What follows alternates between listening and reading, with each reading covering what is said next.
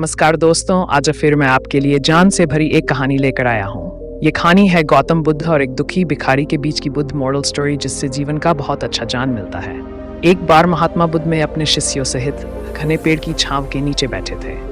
आसपास के गांवों से बहुत से लोग अपनी मानसिक समस्याएं लेकर महात्मा बुद्ध के पास आ रहे थे। महात्मा बुद्ध उन सबकी मानसिक परेशानियों का समाधान देते। सब लोग खुशी खुशी अपनी समस्याओं का समाधान पाकर वहां से लौट रहे थे।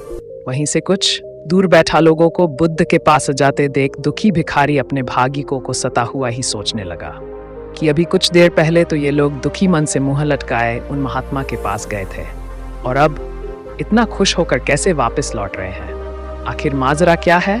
जरा मैं भी जाकर देखूं कि वो महात्मा ऐसा कौन सा खजाना बांट रहा है इन लोगों को। वे इतने प्रसन्न हुए कि उनके चेहरे लाल हो गए। जब वो दुख भिखारी कुछ नजदीक गया तो उसने देखा कि ये महात्मा तो लोगों को प्रवचन देकर लोगों के दुख का निवारण कर रहे हैं। ये देखकर भिखारी के मन में भी तीव्र इच्छा हुई कि क्यों न मैं भी इन महात्मा को अपना दुख बताऊं।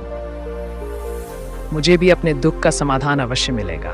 बस फिर क्या था, समाधान पाने की लालसा लिए भिखारी महात्मा बुद्ध के सामने पहुंचा और हाथ जोड़कर प्रणाम करते हुए बोला, हे महात्मा बुद्ध, मैं भी लोगों की मदद करना चाहता हूँ।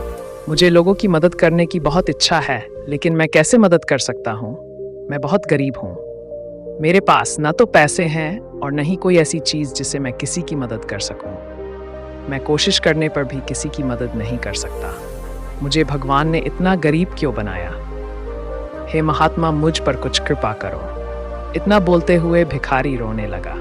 महात्मा बुद्ध बोले, आप बहुत अज्ञानी हैं, क्योंकि आप अभी तक इस भ्रम में जी रहे हो कि तुम्हारे पास कुछ नहीं, जबकि दूसरों को कुछ देने के लिए तुम्हारे पास बहुत कुछ है। तुम बिना धन और वस्तु के भी दूसरों की मदद कर सकते हो। तुम्हारे पास जुबान है जिससे तुम मीठे शब्द बोलकर किसी के दुखी चेहरे पर मुस्कान ला सकते हो।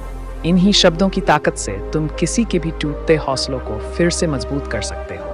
इन शब्दों की शक्ति से आप किसी के भी मन में सकारात्मक विचारधारा के बीज बो सकते हैं और उसे गलत रास्ते पर जाने से रोक सकते हैं। तुम्हारे दो हाथों से किसी भी कमजोर या लाचार व्यक्ति की सहायता कर सकते हो। आपके दो आंखें किसी अंधे को रास्ता दिखा सकते हैं। तुम किसी के लिए दुआ कर सकते हो। यह हो सकता है कि उनके बुरे काम फिर से हो जाएं। आप किसी के अच्छे स्वास्थ्य की कामना कर सकते हैं, लेकिन अज्ञानतावश तुम अब तक इस बात को समझ नहीं पाए और इस भ्रम में अब तक जीते रहे कि तुम्हारे पास मदद करने के लिए कुछ नहीं। किसी की मदद करने के लिए धन और वस्तु का होना अनिवार्य नहीं है। बिना धन और वस्तु के भी हम कई प्रकार से लोगों की मदद कर सकते हैं। इस बुद्ध मॉरल स्टोरी से हमने क्या सीखा? दोस्तों, महात्मा बुद्ध की इन बातों से बहुत कुछ सीखा गया। आजकल बहुत से लोग ये सोचकर दुखी होते हैं कि मेरे पास ये नहीं है, बल्कि जो आपके पास है उसी में संतुष्ट रहना सीखें और बिना मतलब के लोगों की मदद करें। इन्हीं से आपको परम सुख की प्राप्ति होगी। तो दोस्तों, ये बुद्ध मॉरल स्टोरी आपको कैसी लगी ज़रूर बताना।